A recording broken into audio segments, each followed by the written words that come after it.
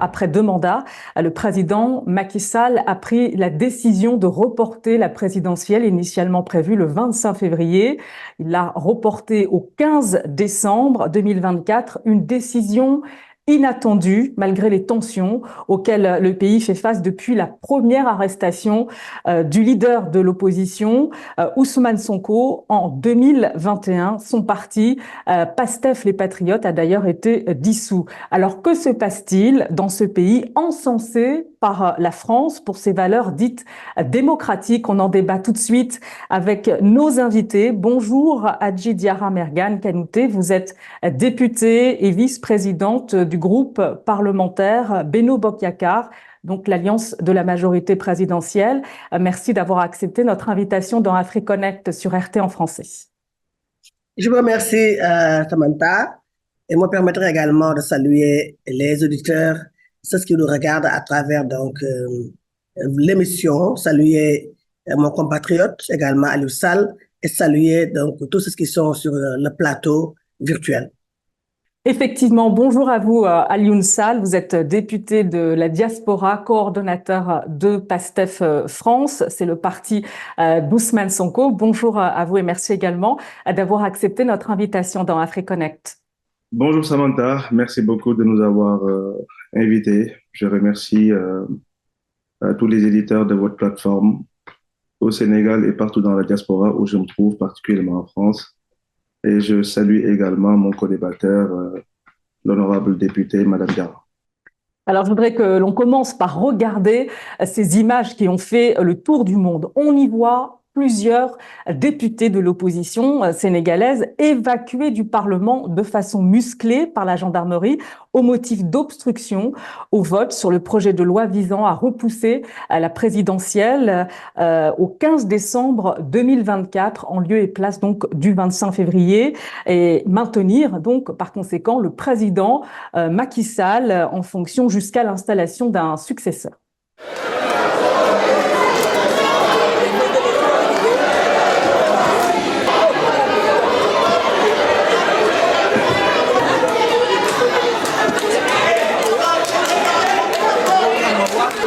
Adji Kanouté, pour beaucoup, ce report il s'apparente à un coup d'État constitutionnel.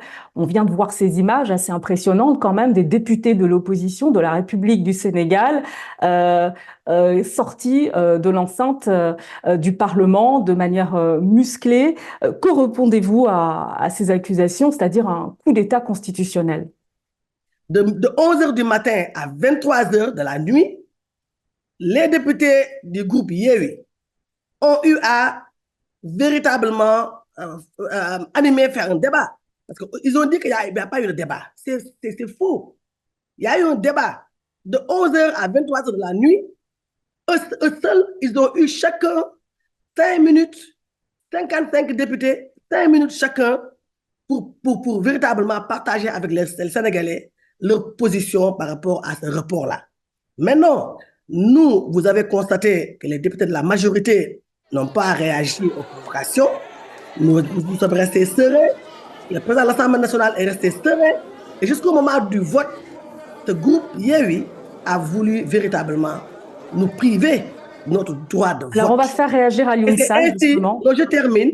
Et c'est ainsi que l'article 53 du règlement intérieur de l'Assemblée nationale donne au président de l'Assemblée la possibilité, le droit d'appeler les forces de l'ordre si toutefois des collègues députés ne laissent pas d'autres collègues députés exercer leur droit de vote. Et c'est là où les forces de l'ordre, la gendarmerie est entrée dans la salle. Et ce qui est grave, ces députés de Yewwi ont dit nous ne bougerons pas tant que les forces de l'ordre n'entreront pas dans la salle. Parce que nous voulons des images qui vont circuler dans le monde entier pour montrer que les forces de l'ordre sont entrées dans la salle. Alioune Sall, comment en est-on arrivé là? Alioune Sall, comment en est-on arrivé là? Ce n'est pas du patriotisme. Voilà. On entend mon collègue parler depuis tout à l'heure, nous parler de règlement intérieur de l'Assemblée nationale. Je lui rappelle quand même que le règlement intérieur de l'Assemblée nationale ne peut pas être au-dessus de la Constitution, au-dessus des lois de la République. Ce qui s'est passé au Sénégal ces derniers jours n'est rien d'autre ce n'est rien d'autre qu'un coup d'État constitutionnel et les mots ont leur sens. Il faut appeler un chat un chat. Jamais de l'histoire politique du Sénégal, un président a voulu interrompre, je dis bien a voulu interrompre un processus électoral la veille du lancement officiel de la campagne. Ça, c'est jamais vu de l'histoire politique du Sénégal. Avec cette interruption, comme on l'a vu dans les images, encore une fois, très, très malencontreuses, des images vraiment qui balafrent l'image du Sénégal, des gendarmes qui rentrent dans l'enceinte de l'Assemblée nationale pour y extirper des députés, quand même, dans leur lieu de travail, des députés de l'opposition. Et depuis tout à l'heure, j'entends mon collègue chargé Yewwi Askan Wi. Je rappelle que, juste lui rappeler que dans les députés de l'opposition, il n'y a pas que les gens de Yewwi, il y a d'autres groupes parlementaires et des non-inscrits qui étaient là et qui étaient contre ce vote-là. Donc, il n'y avait pas que ces députés de Yewwi Askan Wi. Mais on voit, encore une fois, des gendarmes rentrer, extirper manu militari des députés. Ça, c'est une honte, vraiment, pour la démocratie sénégalaise. Nous avons assisté, encore une fois, à un coup d'État, ni plus ni moins. Parce qu'à travers cette décision de vouloir annuler le scrutin, Macky Sall a piétiné les articles 27 et 103 de la Constitution du Sénégal, qui est quand même la charte qui est au-dessus de toute législation au Sénégal. Ça, il faut qu'on soit d'accord là-dessus. Et j'espère que mon collègue va rectifier ses dires par rapport aux articles qu'il a convoqués parlant du règlement intérieur de l'Assemblée nationale, parce que la Constitution interdit respectivement que le président de la République puisse faire 2 mandats consécutifs, d'accord? Et la durée du mandat est encadrée par la Constitution. Et à travers cette loi qui vient d'être votée et qui n'avait rien, mais absolument rien à voir à l'Assemblée nationale, cette loi-là ne devrait même pas passer aux commissions, ça ne devrait même pas être validé à la conférence des présidents, parce que c'est une loi anticonstitutionnelle. Pour modifier une loi, d'accord, qui touche les articles que je viens de citer, on fait ce qu'on appelle une révision constitutionnelle, comme ça a été fait en 2007. Alioune Sall, j'ai une question précise. J'ai une question précise qu'il faut poser à Madame Kanouté, parce qu'il n'y a rien n'est fait pour l'instant. Il s'agit d'un projet de loi et le Conseil constitutionnel doit statuer, donc il peut rétoquer ce projet de loi. La question, c'est de savoir s'il en aura vraiment le temps, Madame Kanouté, parce qu'il se murmure qu'une dissolution du Conseil constitutionnel n'est pas impossible. Est-ce qu'on se dirige véritablement vers une dissolution de l'instance qui est sous le coup, vous l'avez rappelé, d'une enquête parlementaire, donc pour corruption? C'est la raison principale invoquée pour le report de ce scrutin présidentiel. D'abord, je voudrais, si vous me permettez ça, Manta, apparemment, mon collègue que je connais même pas je connais pas le visage de ce collègue, de mon collègue, parce qu'il est déconnecté, on ne voit pas à l'Assemblée nationale. S'il est député, moi, je viens de voir Alioune Sall réellement, parce que moi, je suis la vice-présidente du groupe parlementaire, je connais les députés. Ce n'est pas le débat, madame. Ce n'est pas le débat. Lui, c'est pour dire qu'il est déconnecté. Il ne maîtrise pas véritablement. Sur le Conseil constitutionnel, Madame Kanouté, est-ce que vous pouvez répondre sur la question précise que je posais? Samantha, je ne l'ai pas interrompu. C'est-à-dire qu'un député doit faire le travail à lui confier pour le peuple sénégalais. Quand on n'est pas à l'Assemblée nationale, on ne maîtrise pas les textes de l'Assemblée nationale. Quand on est à l'Assemblée nationale, si on ne connaît pas le rôle du député, parce que quand il dit que ce qui s'est passé à l'Assemblée nationale avec les forces de l'ordre, il devait s'indigner du fait que des députés de l'opposition, des députés qui ont été mandatés par le peuple sénégalais, essaient de bloquer un vote. Ça, ce n'est pas normal. Essaient de tenir l'image du Sénégal. Ils ont dit clairement que nous ne bougerons pas tant que les forces de l'ordre n'entreront pas dans la salle, parce que nous souhaitons que ces images puissent être véhiculées dans le monde entier. Mais retenez une chose, le Sénégal est un bel exemple de démocratie. Ce n'est pas ces images qui terniront l'image du Sénégal comme ils l'ont souhaité. Non. Alors, répondez à ma question sur la dissolution possible du Conseil constitutionnel. Pour venir à votre question, le projet de loi est initié par l'exécutif. Ici, c'est la proposition de loi. Le parlementaire initie une proposition de loi comme le lui permet l'article 60 du règlement intérieur. Et cette proposition de loi, cette loi qui a été déjà votée d'ailleurs, elle est votée. Ça n'a rien à voir avec le mandat du président. Les clauses d'éternité restent. La durée du mandat du président reste. Il faut savoir que la loi constitutionnelle a deux objectifs: réviser, modifier ou instaurer une dérogation pour l'application d'un article. Et nous avons deux précédents, en 1962 et en 2007, pour dire simplement que le Conseil constitutionnel va se déclarer incompétent par rapport à cette loi. Parce que c'est une loi constitutionnelle. Il faut que les gens puissent véritablement puissent s'informer, puissent savoir ce qui se passe à l'Assemblée nationale et les prérogatives. Donc, Madame Kanouté, est-ce qu'on se dirige, est-ce que le Conseil constitutionnel va pouvoir statuer ou pas? Ou est-ce qu'il y aura une dissolution du Conseil des sages? Je vous dis qu'il y a eu beaucoup de jurisprudence. Le Conseil constitutionnel est incompétent. Il est incompétent, et vous allez le voir, il est incompétent pour cette loi constitutionnelle. Il va déclarer incompétent. Ça, il n'y a même pas de discussion. Il faut savoir. Alioune Sall, on va faire réagir Alioune Sall. C'est quand même ahurissant. Tantôt, c'est une loi constitutionnelle, tantôt, c'est initié par l'exécutif, tantôt, c'est les députés de l'évolution. Il faut que Mme Kanouté, quand même, soit un peu cohérente dans ses dires, parce que là, il y a un méli-mélo, je pense que même les gens qui nous écoutent vont s'y perdre. Ce dont on est sûr, encore une fois, et ce dont on est convaincu, le Conseil constitutionnel va annuler tout bonnement ce projet de loi parce que ça viole les dispositions de la Constitution. Ça, Mme Kanouté ne peut pas le nier. Ça ne prolonge pas le mandat du candidat. Pourquoi on ne tient pas les élections à date issue? Macky Sall ne sera plus président de la République le 2 avril, comme la Constitution le stipule, ni plus ni moins. Le fait de vouloir retoquer la date de l'élection et l'amener au 15 avril, on appelle ça comment? Au 15 décembre. 15 décembre. 15 décembre, c'est pas prolonger un mandat? Donc, à un moment donné, soit on parle français ou on parle une autre langue. À un moment donné, il faut qu'on soit d'accord. Le président Macky Sall n'a aucune prérogative d'intervenir sur le processus électoral.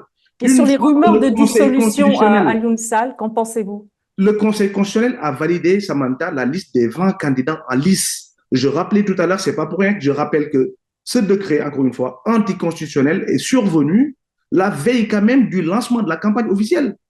Mais honnêtement, on est où là? Macky Sall n'a aucune prérogative pour intervenir sur un processus. S'il fait, encore une fois, parce que Macky Sall a toujours été dans le forceps, hein, cette loi, tout à l'heure, on parlait de l'éruption des gendarmes. Ce n'est pas la première fois. Je rappelle que l'année dernière, quand on a voulu installer le président de l'Assemblée nationale, il a aussi fait intervenir les gendarmes pour passer au forceps.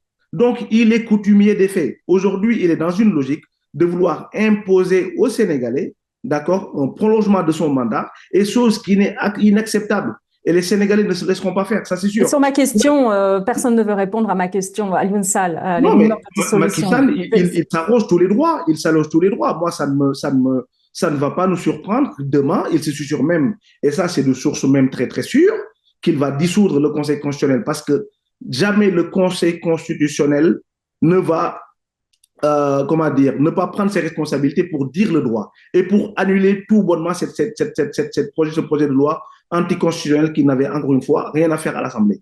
Il va le faire, il se susurre qu'il va mettre en place une cour constitutionnelle avec des juges qui lui seront favorables pour essayer de faire encore une fois de tordre le droit. Macky Sall est coutumier des faits, ça tous les Sénégalais le savent, mais cette fois-ci, les Sénégalais vont s'ériger en bouclier et ils ne laisseront pas faire.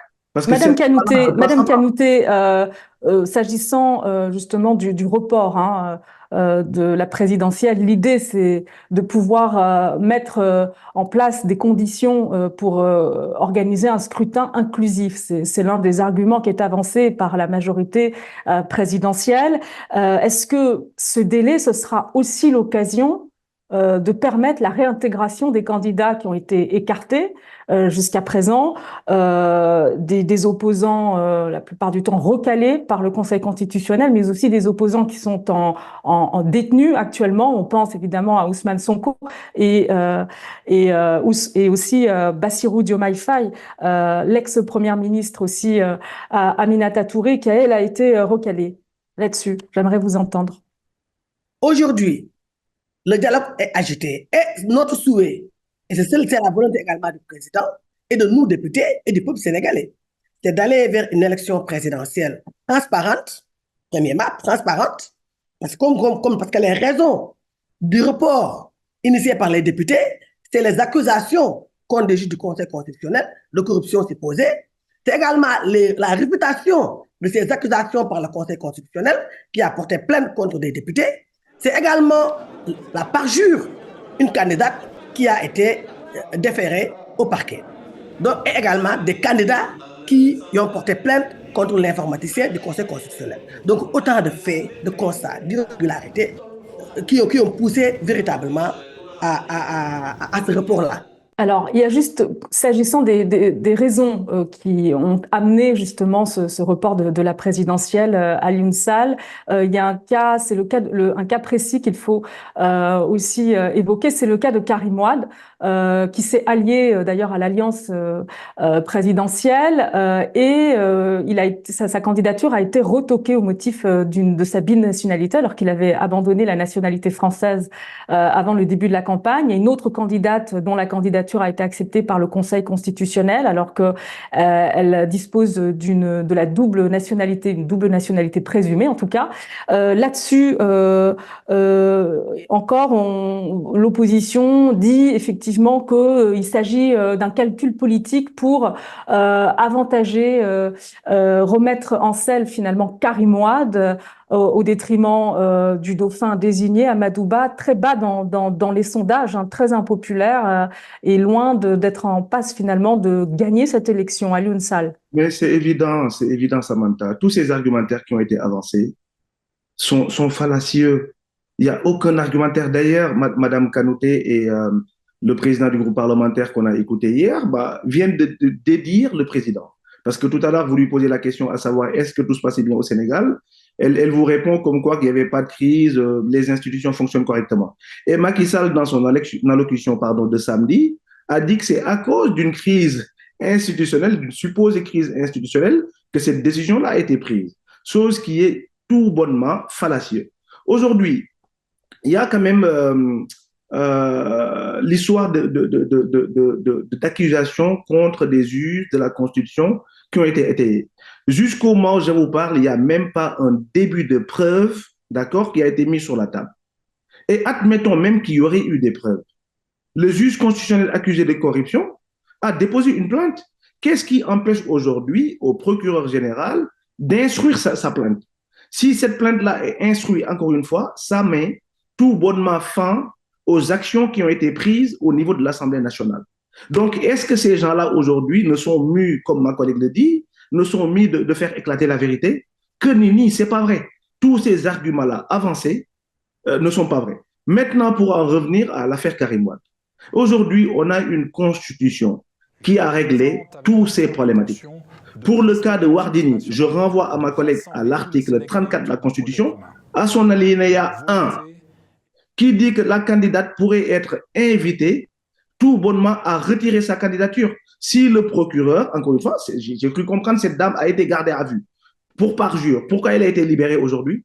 Si le procureur veut faire la lumière aujourd'hui sur cette affaire-là, elle n'a qu'à juste instruire la plainte et que toutes ces actions-là, encore une fois, on retire la candidature de la personne qui est mise en cause et l'élection ne puisse continuer. Mais ça ne reflète en rien, ça ne justifie en rien le fait qu'on puisse toucher à la Constitution et reporter les élections. Ça, pareil pour Karim Wade, pareil pour Macky Sall, ils ont tous été commis, en tout cas, un délit de parjure, que la loi s'applique, parce qu'il y a les institutions de la loi aujourd'hui qui sont censées régler ces problèmes-là et qui sont pris en compte dans la Constitution sénégalaise. Je renvoie à ma collègue et je pense que ça, tous les Sénégalais et le monde entier qui nous écoutent, tout ce que je dis depuis le début de l'émission, c'est de manière factuelle. Moi, je vous renvoie à des articles de la Constitution. Madame Kanouté, sur ces deux points, d'abord, l'affaire Karim Wade, la binationalité du candidat Karim Wade, qui a été, sa candidature, on le rappelle, a été écartée par le Conseil constitutionnel, et puis d'autre part sur les accusations de corruption dont font l'objet les juges du Conseil constitutionnel, le Conseil des sages qui réfute toutes ces accusations. Est-ce qu'il y a des preuves concrètes à ce niveau? La commission d'enquête parlementaire a été mise en place. C'est la première étape. Et la deuxième étape, c'est quoi? Une fois que nous avons identifié les membres du comité de la commission d'enquête parlementaire, nous allons vers la deuxième étape qui est pour véritablement voir si les preuves existent, oui ou non. Parce que nous-mêmes, on a posé la question aux députés de l'opposition. Est-ce que vous avez des preuves palpables? Est-ce que vous avez des preuves tangibles? Est-ce que vous avez des preuves matérielles? Parce que non seulement vous accusez des juges dont l'honorabilité est connue de tous, mais également vous accusez notre candidat. Et pour cela, il faut que la lumière soit véritablement se fasse. Il faut qu'on puisse nous devons tous militer pour la vérité. Nous devons être des militants pour la vérité. C'est cela la réalité. Et aujourd'hui, la commission d'enquête parlementaire est en train de faire son travail comme le veut l'article 48 du règlement intérieur de l'Assemblée nationale. Il faut savoir que l'article 3 de la Constitution du Sénégal est très clair. La souveraineté nationale est incarnée par la nation. Et qui représente la nation? C'est nous, cette nation. C'est nous, députés du peuple. Et nous sommes dans nos prérogatives. Et le Conseil constitutionnel également dans ses prérogatives. Ce qu'il faut saluer, c'est la reconnaissance des droits de chaque institution. Donc, la crise est bien réelle si on arrive à un point où une commission d'enquête parlementaire est mise en place et qu'il y a des accusations contre des juges et que ces mêmes juges puissent porter plainte contre l'Assemblée nationale, il y a une crise institutionnelle. Si aujourd'hui, des juges sont accusés de corruption, il faut savoir, Samantha, que ces sept sages ont été nommés par le président Macky Sall pour dire simplement que le président Macky Sall voulait bien aller aux élections. Il a choisi un candidat après de large concertation. Le président Macky Sall a fait le tour du Sénégal avec ce candidat pour le présenter aux Sénégalais. Alors justement, Madame Kadouté, on en vient au deuxième point que j'évoquais à propos du candidat choisi, Amadou Ba, le Premier ministre, dont l'impopularité est marquante dans l'opinion, dans les sondages en tout cas. Est-ce que les soupçons de vouloir justement remettre en selle le Karim Wade, là-dessus, j'aimerais vous entendre.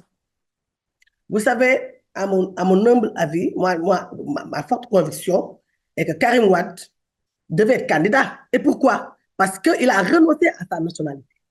Je parle en tant que citoyenne, mais pas en tant que député. Il a renoncé à sa nationalité et nous avons vu la lettre qui a été signée par le Premier ministre Attal. Donc, dans ce cas, je pense qu'il méritait d'être candidat. Mon supposé collègue a dit tout à l'heure que les 20 candidats ont vu le candidature recevable. Non, la candidature de Karim Wade a été rejetée. Et le Conseil constitutionnel, l'article 125 du Code électoral, lui donne les possibilités de contrôler et de vérifier. Si aujourd'hui, on voit que notre sœur Rose Wardini a vu sa candidature validée, alors qu'elle a une double nationalité, c'est extrêmement grave.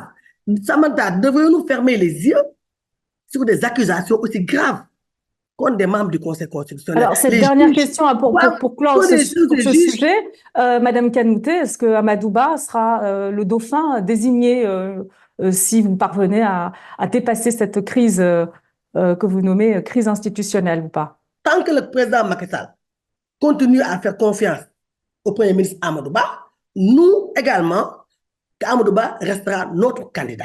Alors, pour conclure cette dernière question, on en vient justement à la suite. Il y a une crainte quand même, c'est de voir le pays plonger dans des manifestations massives contre ce report. D'ailleurs, il y a 13 candidats de l'opposition qui devraient former un collectif. Comment justement va s'organiser l'opposition à l'UNSAL?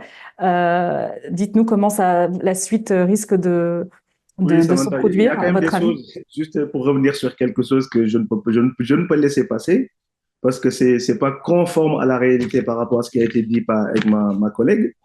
Le président Macky Sall a reçu le 24 janvier 2024 aux 40 candidats dont les dossiers ont été recalés au niveau du Conseil constitutionnel.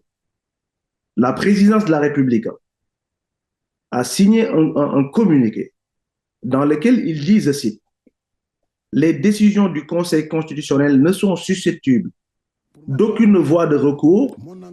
Elles s'imposent au pouvoir public et à toutes les autorités administratives et juridictionnelles. Ça, c'était le 24 janvier. c'est-à-dire la décision prise par le Conseil constitutionnel avec la validation de 20 candidats, elle est irrévocable. Les mots ont leur sens. Donc, vouloir revenir, nous dire Rose Wardini, juge corrompu, etc., franchement, il faut respecter le peuple sénégalais. On a bien compris, Alioune Sall, juste sur ma question. Oui. Alioune Sall, la suite, comment se prépare la suite? Comment l'opposition prépare la suite? On sait qu'il y a un collectif qui se met en place. Est-ce que vous allez organiser des manifestations massives pour protester contre ce report? Nous appelons à tous les Sénégalais, parce que ce phénomène-là, encore une fois, c'est une violation flagrante de la Constitution qui appartient à tous les Sénégalais. Là, on parle de parjure, là, on parle de président qui a trahi son serment. Le président Macky Sall a trahi son serment, et je le rappelais tout à l'heure, à partir du 2 avril, il ne sera plus considéré comme le président des Sénégalais, parce qu'il les a trahis. D'accord? Maintenant, vous seriez ouvert à des négociations, par Sénégal, exemple, si vous obtenez la libération de votre candidat, de vos candidats? Les dialogues avec Macky Sall ne sont jamais sincères, et ça, tous les Sénégalais le savent. Macky Sall a toujours essayé de jouir de stratagèmes pour enlever des candidats, remettre des candidats en scène, etc. Il a toujours été dans la manipulation et le mensonge politique. Ça, c'est la réalité. C'est pour ça que nous appelons au peuple sénégalais à s'ériger encore une fois contre cette forfaiture, contre cette dictature qui ne dit pas son nom. Et dans les jours qui viennent, vous allez voir, le peuple va se mobiliser. Nous demandons à ce que les candidats en lice validés par le Conseil constitutionnel, seul organe, encore une fois, à dire stop au processus ou pas, de continuer à battre campagne partout où c'est nécessaire, sur l'étendue du territoire, jusqu'à ce que ce projet de loi, encore une fois, jusqu'à ce que cette décision anticonstitutionnelle puisse être retirée. Alors, très court, Madame Kanouté, parce qu'on a terminé. Comment le pouvoir compte gérer ces manifestations et la suite? Je vous invite, mon très cher frère Ousmane Sonko, à venir répondre à l'appel du président Macky Sall, à venir dialoguer. Parce que vous, Ousmane Sonko, que je connais très bien, on a fait ensemble l'Assemblée nationale. Il faut éviter, il faut arrêter véritablement d'écouter ce qu'on peut appeler ces oiseaux de mauvaise augure, ou bien ces politiciens du dimanche qui vous ont mis Ousmane Sonko, Madame Kanouté, qui est aux prises dans une affaire politico-judiciaire, c'est un peu compliqué pour lui de répondre à un éventuel dialogue politique dans la mesure où il est représenté. Samantha, quand je l'invite, même si lui, il ne peut pas venir physiquement, il peut se faire représenter par des hommes d'État et des femmes d'État. Des hommes qui ont l'expérience politique. Et je vous dis, Samantha, on ne fera pas dans la compromission, madame. Vous ne verrez pas le peuple sénégalais d'or. On ne fera pas dans la compromission, madame. Merci beaucoup, Madame Kanouté. Je rappelle que vous êtes députée vice-présidente du groupe parlementaire Benno Bokk Yakaar, l'alliance de la majorité présidentielle. Merci à vous. Et merci également à vous, Alioune Sall. Vous êtes député de la diaspora, coordonnateur de PASTEF France. C'est le parti donc d'Ousmane Sonko. Merci à tous les deux. Merci à vous. Merci, Samantha. Et merci à vous de nous avoir suivis. Retrouvez AfriConnect sur notre site RT en français, sur nos réseaux sociaux, TikTok, Facebook, VK, Odyssée et Telegram. À très bientôt dans AfriConnect sur RT en français.